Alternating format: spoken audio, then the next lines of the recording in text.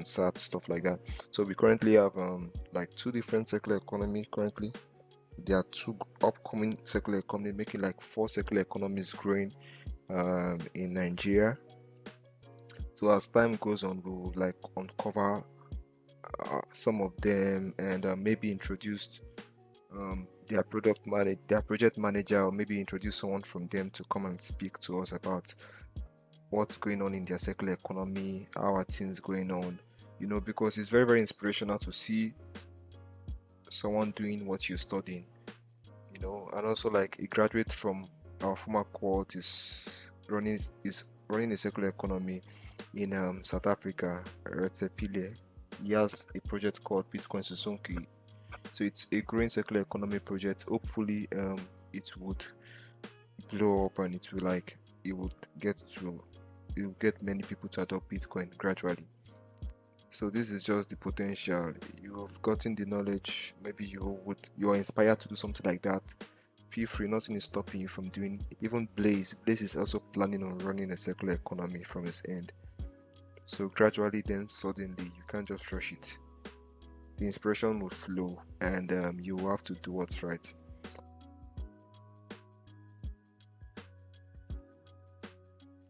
I don't know why, but this is very, very important. You need to always see this every time we begin a class.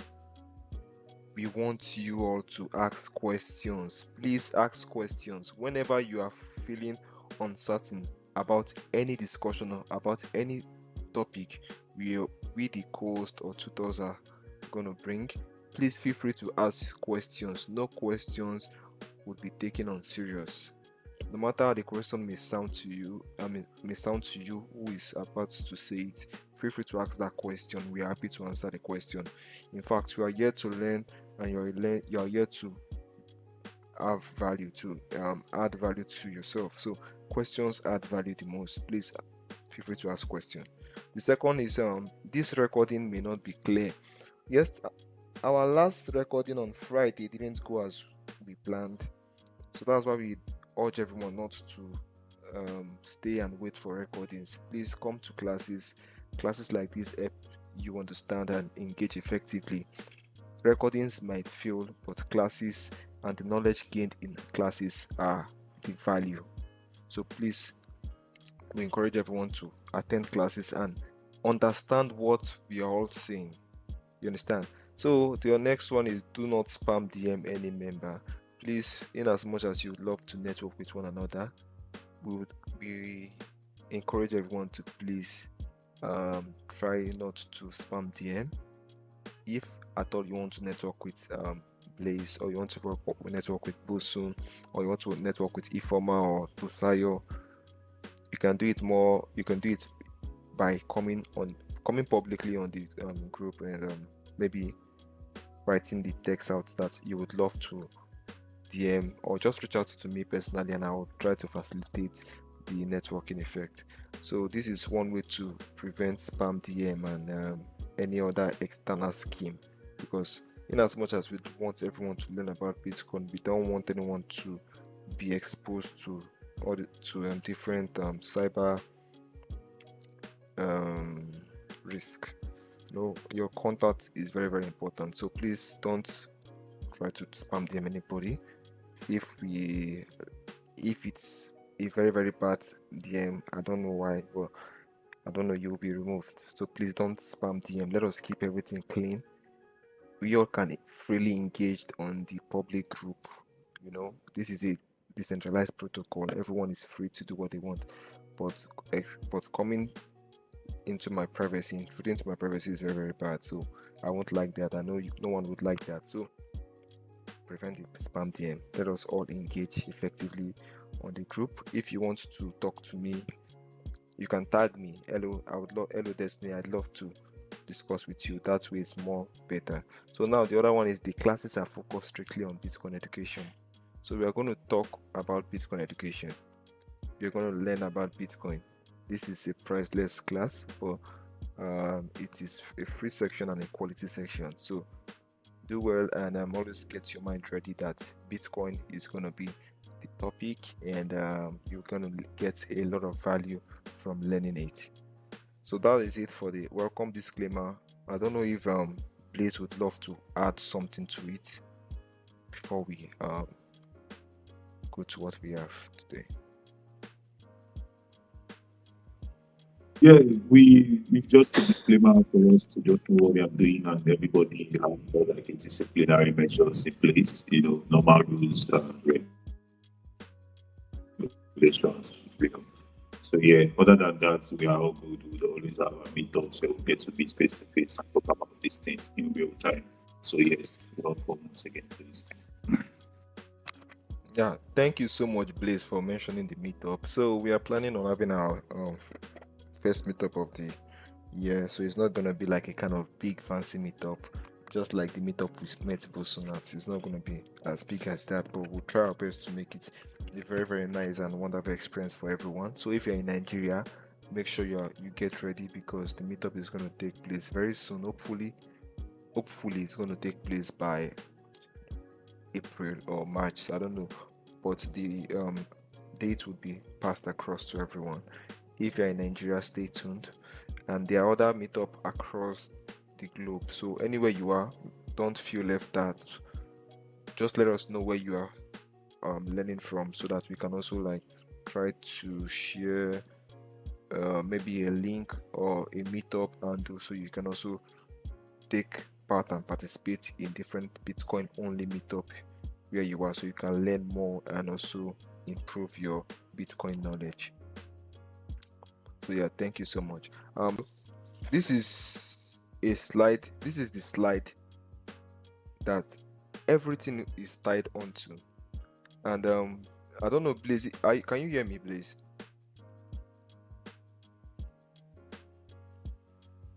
Okay. Yes, I can hear you. Yeah. So Blaise, can you quickly run through this slide for us? Share us the brief history of fiat money from your own perspective, so that we can refresh our memory. Dan did a great job there. Can you just refresh it for us, please? So yeah, so basically, is the history of money, which is very, very important when we talk about these things, because it is where we get to understand our why. Why are we all here? Why do we devote our time to learn about these things? Because they kind of say that the history kind of predicts the future. With you understanding the history of the past history, you might be able to predict the future. Even in normal trading, the forex trading and everything, you go back. If you notice, forex traders, they go back to charts. They go back to time, to the previous charts, to understand the patterns that has occurred during the past and not the future. You understand? So that is why it is very, very important for us to touch base on these things when we talk about money, fiat money, and money in general. So currently, this is just a brief history of fiat money. Yeah? Can you, hello, can everybody hear, please? While dive in. All right, all right.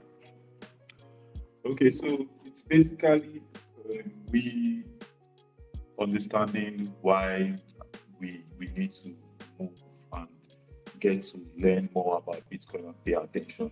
So yeah, during the 1815 to 1933, sorry, the gold standard, whereby if you want to trade with Dennis, you would have to trade with the gold.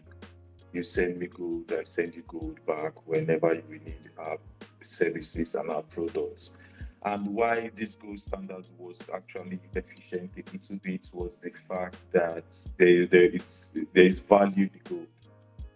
As much as there is demand and supply when you talk about the gold, but you can't just go and print gold out of thin air. You have to mine it. If you must mine it, you have to use your energy and your time.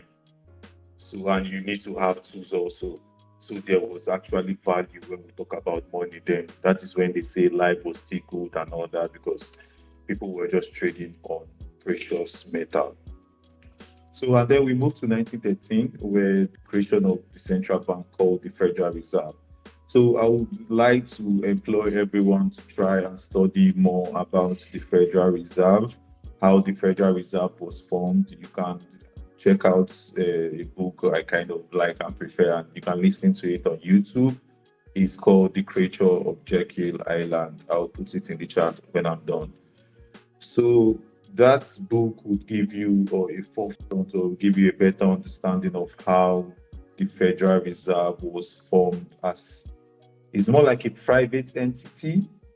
For me, with what I understand from that book is that the Federal Reserve are more like the cabals when we talk about the gangsters, because there's nothing worse than trying to keep every other person poor while you're enriching yourself. So me, I call them the book referred to it as the cabals, a group of people that are trying to push their agenda for their own self-interest.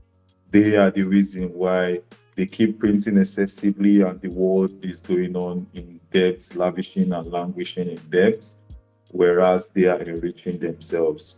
They are in the government, they are in the banks, they are in the like the big hierarchy place, they are in the courts of law, they are in the police, they are in every arm of the government and every way. They are the private sectors. They are also more like some private government supported sectors. More like when we talk about the big farmers and all those things, they push their agenda. How do they do this? By printing money out of thin air to enrich themselves, self-interest. So yeah, that is when the Federal Reserve was formed, 1913. We should try and check it out also. The executive order was passed in 1933.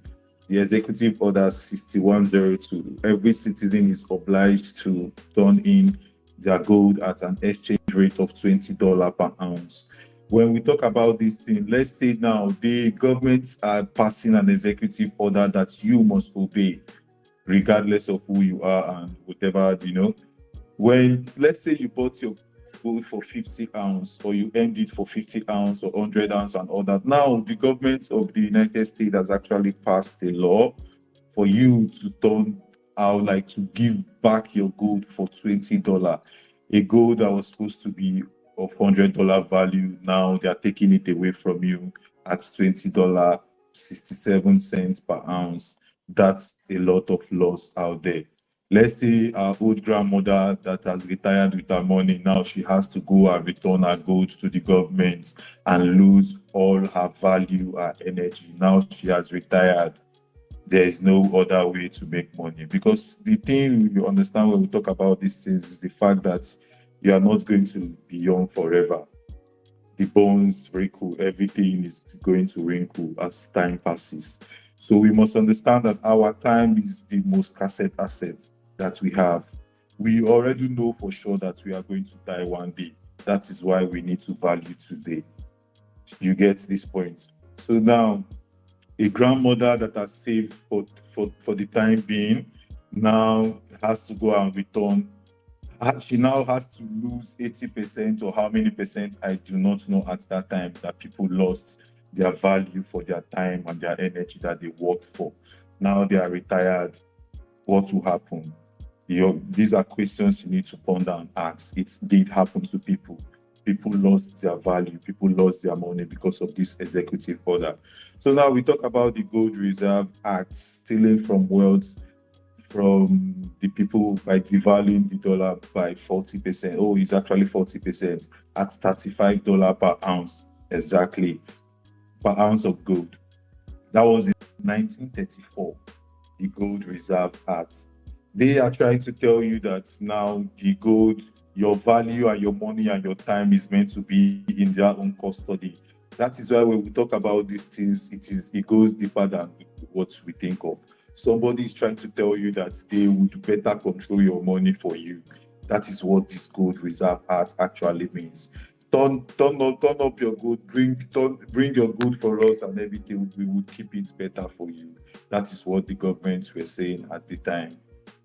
So yeah. And then we moved to the Bretton Woods agreement. USD became the dominant world currency at the time.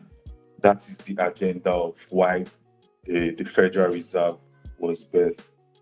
They are trying to make the US government the world power.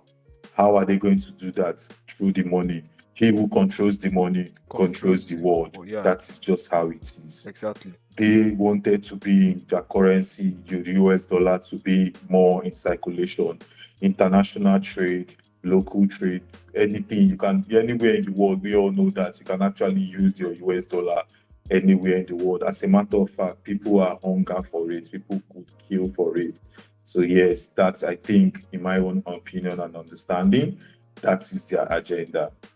The Bretton Woods Agreement was passed. The US dollar became the dominant currency in the world reserve. These are the reasons why they will sanction you, because you are using that currency as a store of value. They did it to Russia. They did it to too many other countries. Also, we should not wait until it happens to us. They did it in Greece also. I've forgotten the one the government did, where the government asked them to devalue their currency for how many percent and all that. They did it in Canada when the truckers were protesting. They blocked and shut down their accounts. Protesting is a basic form of human rights, but when they did protested in Canada, the government blocked the truckers' bank accounts. This is happening in real time. The Nexon shock, which gave birth to the fiat system by ending the redeemability of the US dollar for gold. You understand? Now you can't redeem you can't because we all know, we all like, if you check out this, when we talk about gold, gold is a precious metal. Gold is actually like, you can't just be walking on the road and just pick gold. No, that is why it was very, very scarce. That is why it served as a store of value. You can't just print it out of thin air. You can't just go and just go to one place and just print gold. You have to mine it. It takes energy, time, you need tools and all that. It is not easy. That is why it serves as a store of value. You get? So yeah. Now you can, in 1971 you can actually do that anymore. You can't exchange your US dollar for gold, which is so sad. So and then 1980, we got to a point where the value of the gold increased from 35 per ounce in 1970 to $870 per ounce. Can you see what's happening here? Just within a space of a decade, the gold has already skyrocketed because they know the value of the gold at the time, because it served as a better form of money, because you cannot print it out of thin air. You can't just go and just use it for war and all the shit that's happening right now, which caused a loss of value of people's money by 96% in just 10 years. These are the things we are talking about. Now, if by chance you were lucky enough, you had gold in your savings and now you've lost your value, these things did happen. This is the history of money. You need to pay attention and to actually understand how these things, like the past history, because I would not be surprised if these things, because they keep repeating themselves often. But we are not just noticing it because it did not really happen to us directly, but people are actually feeling it in real life. So yes, please, if you do have any question as regards the history of this money, which is very, very important, please do not hesitate to ask questions, please. Thank you. Wow, awesome breakdown. There's one keynote you said. EU controls the money, controls the world. Very, very important. So if your money is being controlled by a group of people, that means indirectly they are controlling your own world. So who would love to come up and tell us what they understand by um Okay, what I learned from the Bretton Woods system, if you just expand it further, say up until today, like what's happening, I'm also listening to Blaise speak, and I think the keynote or the key takeaway for me was he who controls the money controls everything. So with the introduction of Bitcoin, I mean, like we all understand that with Bitcoin we can all be sovereign. Like you can have your own money. Like no one's gonna hold your money. Like it's all decentralized. It is your own. No one is going to seize it. Like for example, if you have a fail, if I mean, we rarely hear of like failed transactions, and even if it fails at the end of the day, You're not going to like call any support staff, except you're using like a centralized exchange again. Like people who control your Bitcoin at the end of the day. If it's in like cold storage or like a cold wallet, you have your money. Your money is your money.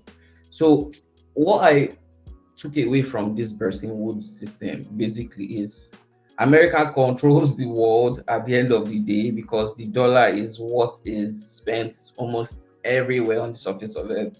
Like if you want to do like an international trade deal, you have to use like dollar. And like if it fails, for example, like in the case, there's been like so many cases of where like a businessman would do a transaction, and maybe like the government or something will hold that money and say, oh, maybe we want to punish you, or we're just going to place an embargo on you, or on Sanction. you know it's just a very complex system, and it's control. The key word or the whole idea behind it is controlling individuals. And as an individual, again, what do you want? You want to be free of some of all the shackles that the government has like on you. I mean, I think I'll stop there for now.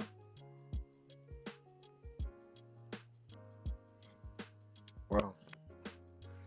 I said it like this alone is very, very awesome. If you've said it, Bosun, if the government controls your money, they indirectly controls your world. So that's why we are trying to find a solution, like an option out. So the government can't control our world, because our money is a product of our time and energy. And in as much as we'd love our money to be held by the centralized bank or the US, or to be controlled by them, we want freedom. So that is what Bitcoin brings to us. And I really love and I champion what you said. So yeah, thank you so much for the contribution. And I don't know, Daniel, can you hear me? Okay, Bosun, go ahead. Sorry, might I just add? I think when Blaise was also speaking, he also made mention of like looking at the past. If you want to take, is it like insight for the future, you have to like backtrack a bit to the past. You have to like look into the past and see what's happened. And let's be honest, as generations have come and gone by, we've had different forms of money. And if not for someone like Elon Musk, who championed like PayPal when it came up, we wouldn't have had like maybe a lot of the companies that it gave birth to. For example, Visa, MasterCard, all these guys won't have come about, because what do they all do? Digital transactions. What money are they sending? The same paper money and at the end of the day, you really don't see where the inflation is coming in. You don't know what's going on. Like your money is not having like any value at that point. But this is all like a ripple effect of the Bretton Woods system. This introduction of paper money, the gold that even came at some points that almost everyone is seeming to have now, and it's not being of I would say maybe so much value or whatever. But as we've all seen, the greatest storage of asset or value right now is Bitcoin. Bitcoin. I mean, I don't know of anything that is 1 unit and is as expensive as Bitcoin. If you know of anything, you can let me know. Let us know. Thank you.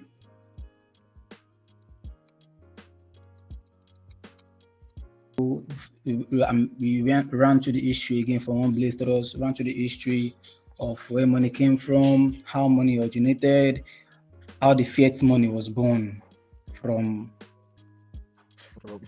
a good perspective to becoming a failure, unfortunately.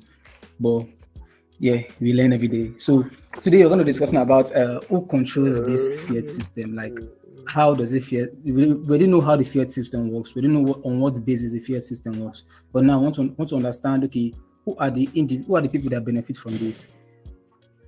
Who are those who gain a lot from this? Who are those who control this system? Well, the answer is not far-fetched. There are four major people who benefit from this, namely the governments,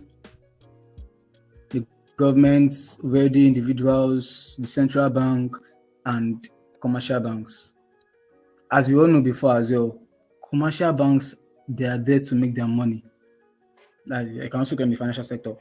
They are banks, whatever bank they are there to make their money. One thing you should know. So if you've ever thought that the bank is there to favor you, or the bank is there to help you manage your money or do something for you, just like that without any commission or anything like that, then you should actually change your mindset, because it is not true. They're there to make that profit, that business, that is they're there for business. So yeah, moving on. The first people, these are like, let's say, the fathers of this organization, fathers of the beneficiaries, or the hands who control this fiat system, is the government. In our last class, I don't know if it's exactly the last class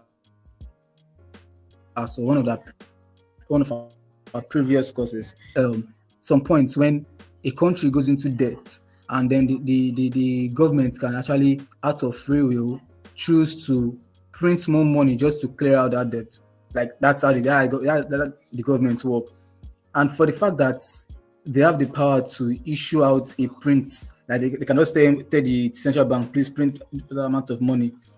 It is very, very, very, very bad, and very, very, like, very bad for the economy. So the government, them that are the number one people who take the first interest, like they benefit more from there. In some sense, it feels like they're paying the country. The country is in a lot of debt, so them printing money to sort out the debt is a good thing. But no, as I said before in our last class, the more money in the economy, the faster the economy breaks down. Deteriorate. So yeah, and also if you don't know as well, so just know, sometimes even when commercial banks are in debt, or the central bank is in whole debt,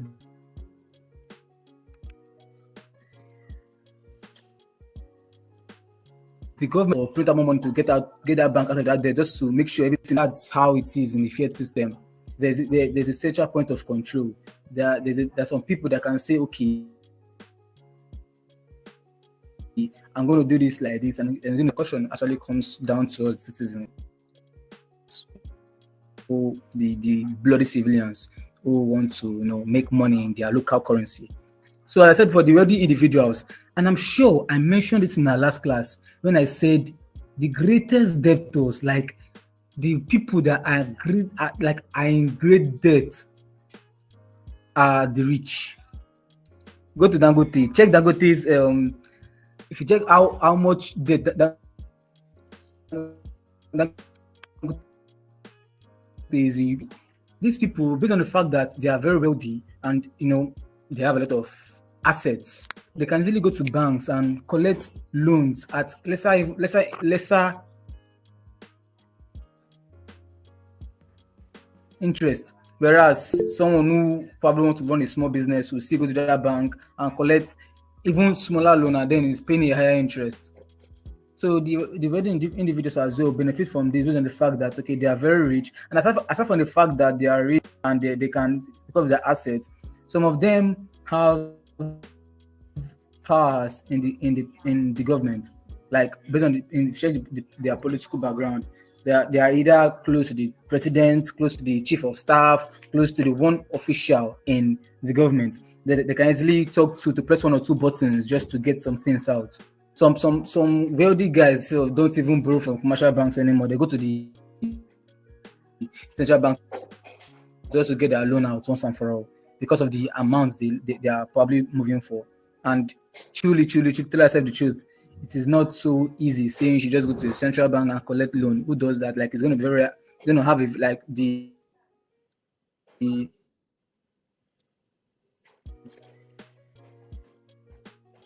requirements are going to be super high.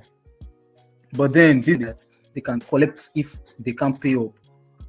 The second one, which is the dark side, is that you probably have one or two persons in the political circle that they can talk to press one or two buttons for them to get out the loan.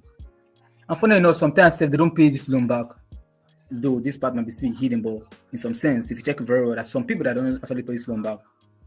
Yeah, the financial sector, These are majorly the commercial banks and the all these microfinance banks where they earn money. They when if people come, just like the multipliers effect, people come to their bank, deposit, they are able to give out loan, get more interest, and lots of that too. And these people are actually having higher chance to get more loan as well. Um, if you check very well, if you check very well, it's not that's fainted from my head. I'll remember it later. I'm just talking now, but I forgot it. But I've,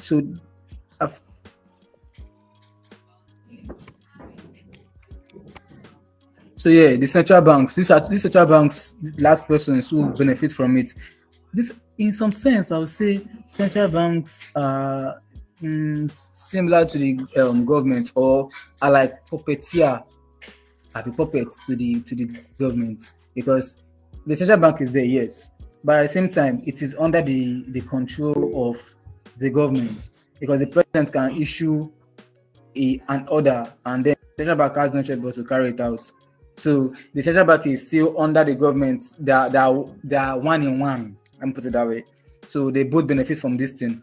So these people are benefiting based on the fact that, as I said, for the wealthy individuals, either they are father that are very rich, they have good assets to put as collateral, or they have influence and they are one or two persons in the political cycle. The government, they have the power. They are the center of control of the fiat system. They give it to the fiat system, so they are there to control it. The fiat system operates on trust. The fiat system operates on we having trust in the government, that the government does not devalue our money. But, well, we know the truth that throughout the past years it has been quite the opposite. So in the bid for government to, I think, just for those who read, or who was aware, probably can be able to get access to this particular book again. Is one of my first Bitcoin Diploma, I think 2023 version. Yes, when there was still war on cash. At this point, that I don't know if you've heard the story of war on cash, where the government are actually fighting against cash. Like, they want to go all digital, like they want to go online. Reason being, they want to have access to people's details. They want to make sure that everyone that has any money or anything, they can easily track that person down. As I'm sure you know that at any point when any individual or anybody has any issues with the government, or have any issue with like committing a crime, or even not even committing a crime, probably you are misunderstood or anything like that, the first thing the government does is to lock down your account. So now the government also noticed that, well, in some sense, it is good in some sense, but why it is also dangerous is because sometimes they abuse it. In some sense, when I say it's good in some senses, because some of our drug lords, some of our human traffickers, they don't, based on the huge amount of money they make, they can't actually just pump in those money into their bank account without being suspected that they are into this kind of thing, because probably they don't have any physical company to show how they are making this money. So the government wanted to go cashless. They want to go cashless. In the video for this, they had to create their own online money. Like, they have to create a fiat money that is online. I'm sure you have heard of an example is the USDT. They have to create a money that is online, that you can easily spend online without having to go around with cash. They don't want people going around with cash anymore. They don't want you carrying coin and walking around. They want it to be that, okay, I'm getting here, use your card or use your phone to pay up. In that sense, all our details are with them. Yeah. Just so you know that all your details, like if you have a fully verified bank account, you should know that everything about you, the government evidence about you. If you think nobody knows you, please go and rob and run away from your vicinity that very day. Like, just say nobody knows me at all. Just go to this bank, rob, run away. Then that time you know that the government can track you down. When you think that you have any information, you think that maybe probably nobody knows about you. Then when they start bringing out all your files for you, they understand the fact that the government, that they are not playing. Everything about you is with them. So in the bid to go cashless, the government actually created the digital currency, that's the CBDC, central bank digital currency. In this sense, this is the online money of fiat. Fiat money, as we know, originated from hand-to-hand exchange, like paper and less of that, coin, less of that. But now the government said, okay, why don't we go online? I want to make this thing better. The thing is, they are always putting out the better part to us, that it is better if we go online and the likes of that. But at the same time, it is not all beneficial to us, because they have the control. They still have the control. They can actually bring down the value of editing now because they're in control. They can actually bring out, they actually increase the value. They're in control. Unlike Bitcoin, Bitcoin has no control. We are leaderless, but we are all leaders. So that's one thing. That should be all for this class. I covered majority of it in the last class. So yeah. Now, in our next chapter, we'll explore more about what problem the fiat money brings out and how do we solve it, or how problem leads to solution. I believe I have a great speaker for that. So let's leave it to then. Just to give a recap of it. If you have any question, please feel free to ask. And I'm not sure a recap will be like, I'm to go back to the issue, but I'm sure you know the issues and all. So, and if you have any question, have any contribution, probably the one part I omitted, or one part I spoke too fast, or one part I didn't talk well, or one part I didn't do well, just feel free. Let me know, ask a question, and yeah, I'm here to help. So, class, when we talk about money, we all know that money is one of the reasons why we leave our house on a daily basis. You know, you're supposed to dress up and just go to the beach and just chill. You're supposed to just decide to not go to work and sleep on your bed, but you chose to wake up in the morning, get ready, and left for work, or whichever thing that you're doing, you left for your business or your service that you're providing anywhere. So now, the central bank is now telling you that they want to control your currency. They want to tell you what time you're supposed to spend money and what you're supposed to spend your money on. That is basically how I see the central bank digital currency, which is the CBDC. Great. It seems as if it's going to be fast and all this crap that they come up with, but as long as it is being controlled by a central point of authority, there is no way that it's going to scale.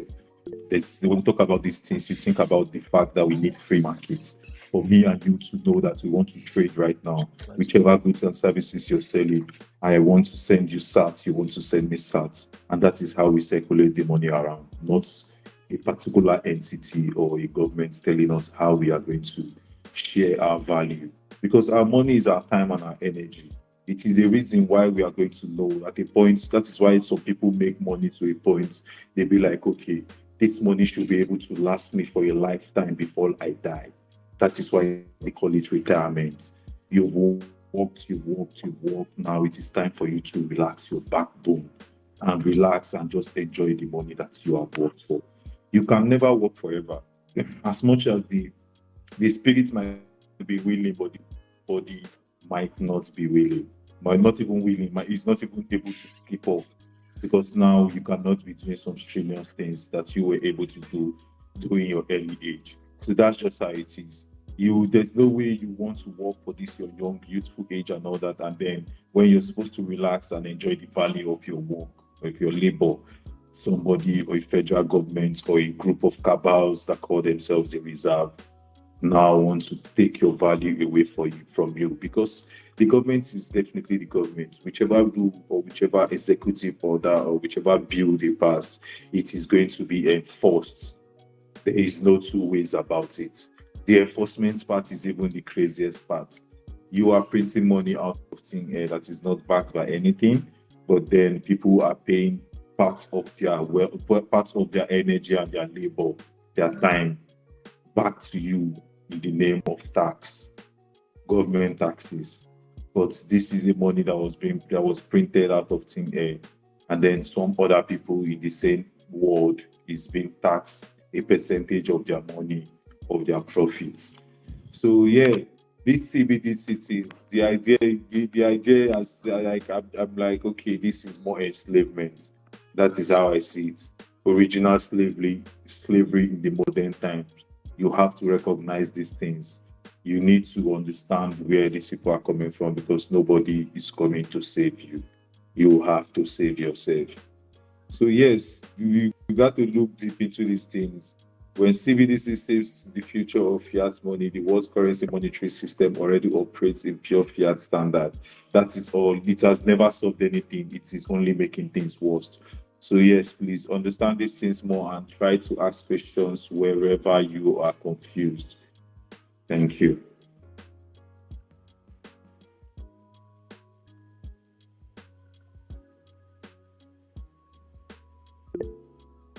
Yeah, definitely. You know, see something.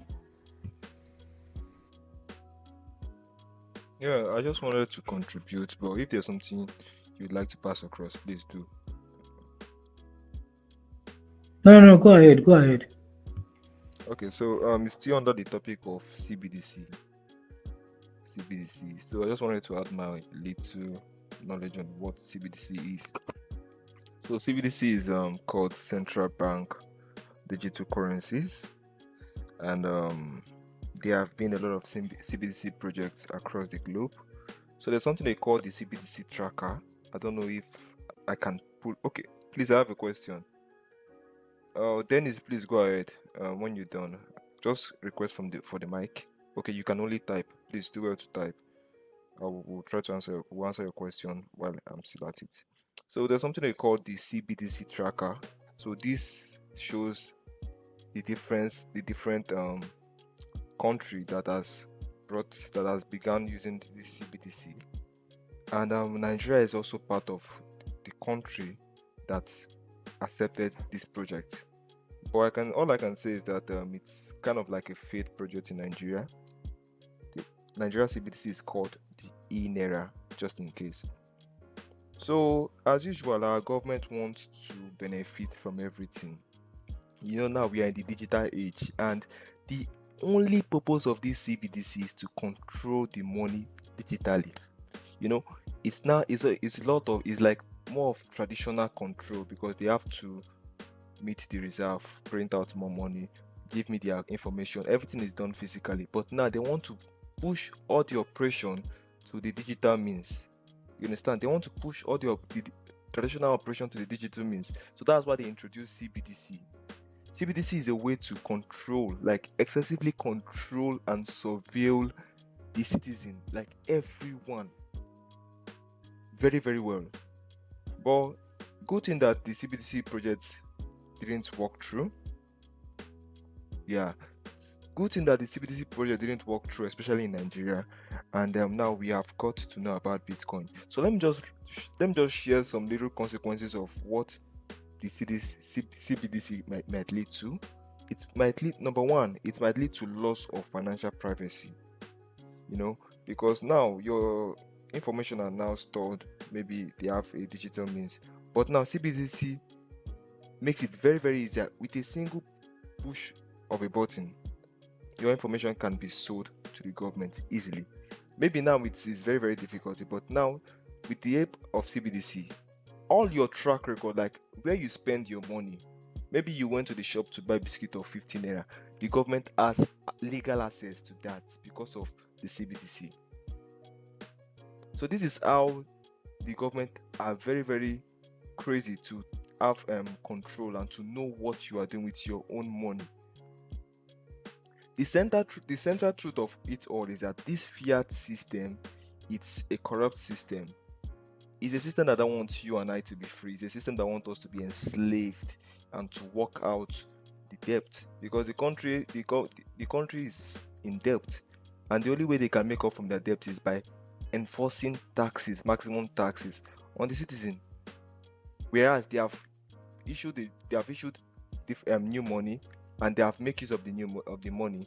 Now they are using the effort of the lower class people, or lower class citizen, maybe the middle class citizen, to work for the money. Now they enforce maximum tax on us, so we have to work excessively and we have to pay more tax. You can see what happened in Nigeria. You see, most people are actually talking about their data. You can see now, if you're using MTN, your MTN SIM card, you will notice that the recharge rate has gone up. You can't recharge for low money. You have to put in more money to get bigger subscription gig. So this is what another thing for the fiat. This is what the fiat system also does. Card is like a kind of indirect tax. So you are paying tax to the government.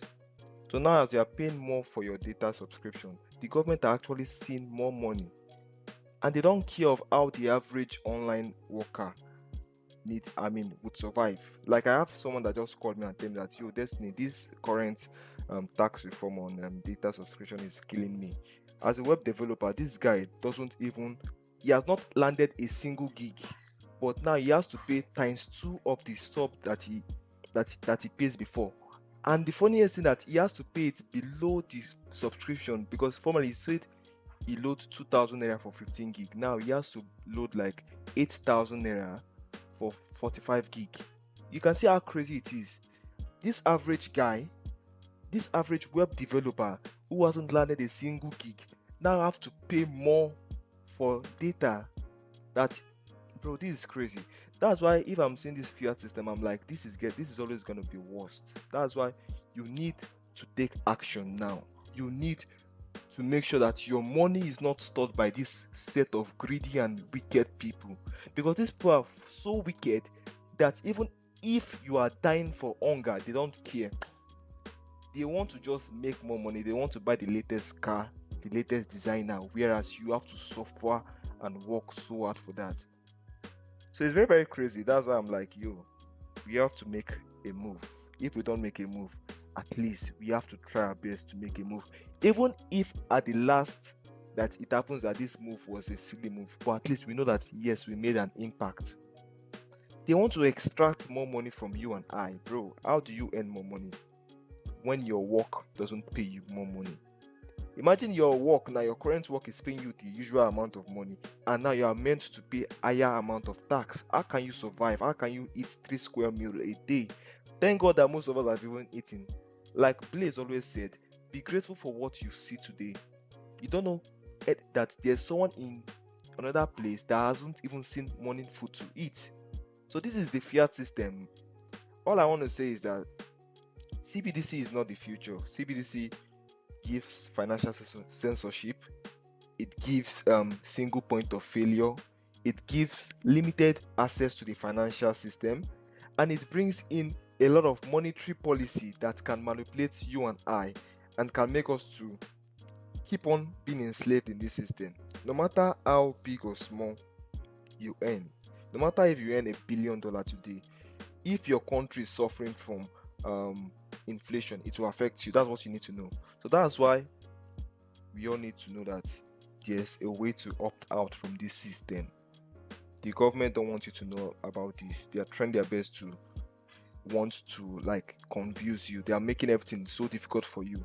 But now you have an option. So take good use of your option, take good use of your time. Do your own research. Any information being passed across to you in this platform, please do your own research, because your life depends on it. You need to do it like your life depends on it, because very soon it's going to be way difficult. Last year was, people were like screaming that, yo, a bag of rice was at 50 or 70,000 naira, but now a bag of rice now is like up to 100,000 naira. But I heard that it has come down to like 80 or something. But funny enough, it's not ever going to come down below 50. It's always going to go up. So do well to do your own study, make your own research, and also like share your contribution, share your own story with us, so we all can learn and we all can enjoy this section. So thank you so much for having me, Dan. Thank you so much for permitting me, because you guys are the co-host and the tutor. I am always happy to contribute. So yeah, thank you so much. Dan, please take over. Blaise. Yeah, man, much appreciated, much appreciated. So If you have any question, please go ahead. Go ahead and ask. Ken, I've heard from. In some, you can say there's no limit, but it depends on your wallet, though.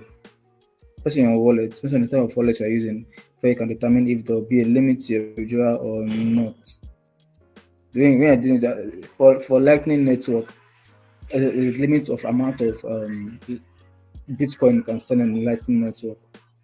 But when it comes to the Bitcoin on chain, it's limit. There's no limit. So it depends on what you're working with.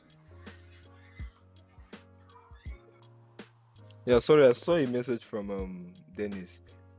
He asked about that, and Bosun gave him an awesome reply. But I wanted to just add something to it. Yes, there is. If you use centralized exchange such as Luno, Paxful, etc. Dennis, there's something called centralized exchange. In as much as I'd love for you to try it out, but please do your research before you do it, because when you are going on to this exchange, you are actually going to do more of KYC. But there's P2P way for you to get Bitcoin.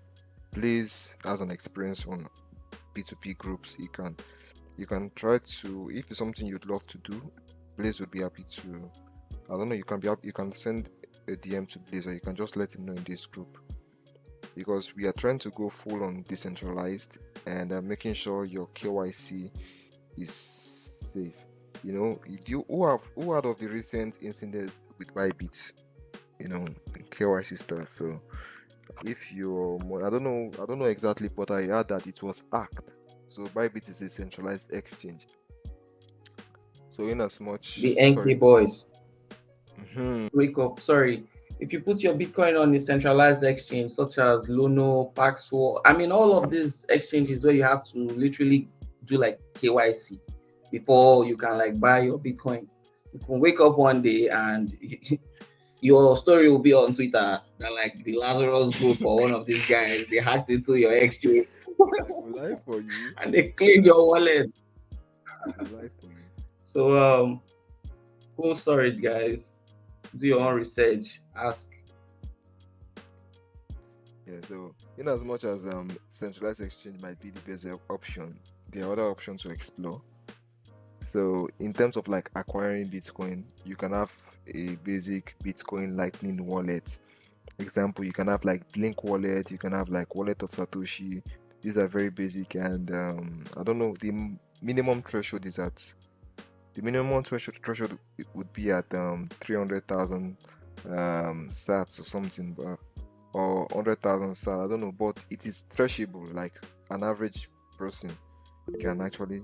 Okay, it is more. See, it's more. So you can actually start with that, and then you can move towards on-chain wallets, then go on self-custody, maybe 10 million sats. So I feel like if you want to buy Bitcoin now, you can buy Bitcoin, but I prefer for everyone to just calm down. Let us go to the chapter where we can have experts come in to explore, to teach us and to educate us on how we can do that. Or you're free to do it yourself, but make sure you do your own research while at it. And please, Busayo, like in those centralized wallets, do they impose tax as of fiat currency? Yeah, it is centralized though. So there's you have to pay like minimum fee. You have to pay fee. Yeah, you have to pay fee. Even decentralized, this is how they keep their um wallets running. They attract like little fee, like Lightning wallet. From different Lightning wallet, at least you can pay like 1 sat. This is like little fee, little amount of fee. So regardless of whether it's decentralized or decentralized, little fee is being paid. And also if you are going on Bitcoin on chain, the fees are going to be very, very high than the Lightning, which is very, very low. So it's something that we all need to do our research before you say, okay, you want to fully operate on that. But we are gradually coming to that extent, because from chapter 5, it is time to explore land. Chapter 5 is going to be next tomorrow. Then next Monday, we are going to chapter 6, and we are going to learn about Bitcoin on its own. So just, you can calm down, you can also explore, then reach out to me, then we can try to talk it out. So Busayo, please, can you reach out to me after this section? I don't know, I don't have you personally on WhatsApp. I don't know if you can just say hello Destiny, then I'll message you directly. Yeah, thank you so much. Dan, please go ahead. I am done. All right, okay. I'll do that. Thank you.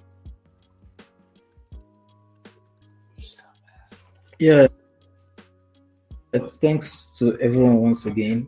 And if there's no further, okay, I think Zach, is Bitcoin digital? What backs it? Bitcoin is purely digital, and the level of the difficulty adjustment alone is what is backing it. And the way it works on it's a system that works on its own. If you check it, right from when Bitcoin was created, it was very easy to mine then, but right now it's difficult. So the more Bitcoin advances, the more it gets difficult to mine, the more it gets difficult to receive and to earn. So it becomes scarce itself. Yeah. I think if I put much light in it, if anyone knows better than me, feel free to come up. Just to add, you said it perfect. One other thing that backs it, I think blockchain. Yeah, blockchain is a decentralized ledger. Every property of Bitcoin makes it unique, but one of it is the fixed 21 million cap. When your money is not printable, it's not easily printed, the value always has value. Once it's cast to print, once it's cast to get. So Bitcoin has about 21 million fixed cap. So that means Bitcoin cannot be more than 21 million coin. And as of now, there's about like 19.81 million coin that has already been mined. If you check mempool.space, you will confirm this transaction. I mean these quotations. I am not just making it up. So now it's like about close to close to 1 million. I don't know whether it's 1 or 2 million. No, 1 point something million Bitcoin that's left. So as Bitcoin is getting mined by the miners, the value is always increasing because people want to buy fixed assets. I mean fixed supply assets. So Bitcoin is fixed in supply. That means even if Bitcoin is totally mined out, like is finished, totally mined, the value will increase.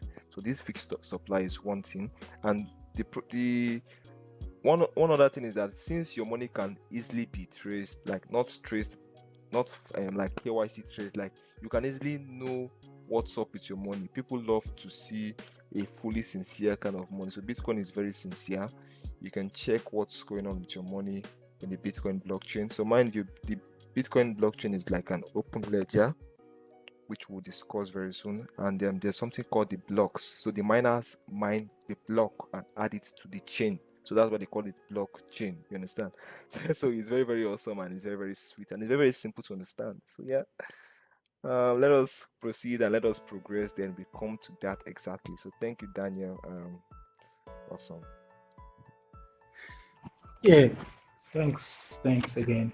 So I believe that should be all for today, and we'll see you in the next chapter. Yes, goodbye everyone. Good night, good morning, good evening, good afternoon. Do have a great week Thanks ahead so of much. you. So our quiz will Thanks be so released. much. Yeah, thank you. Our quiz question will be released today midnight. That's like tomorrow 12 a.m.